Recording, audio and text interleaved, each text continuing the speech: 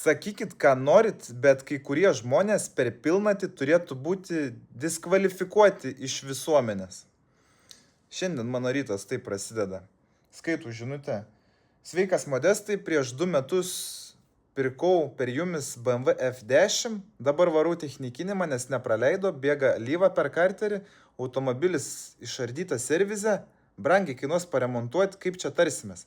Prieš 2 metus seną BMW patikrinom ir dabar tikisi garantijos, nors nepirko garantijos. Net neatrašiau, galvoju, žmogus gal net tą koją išlipo iš lovos, gal iš vis ne ant kojos.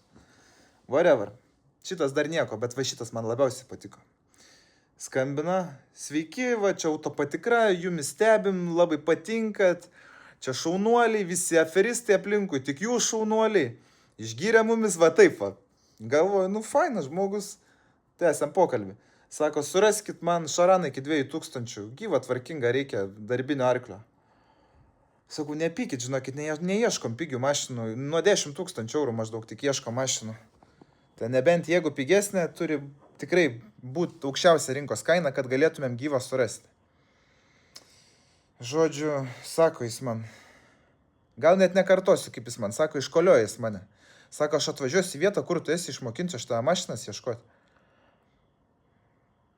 Sakau, diskvalifikuokit neadekvatus per pilnatį. Neįmanoma dirbti.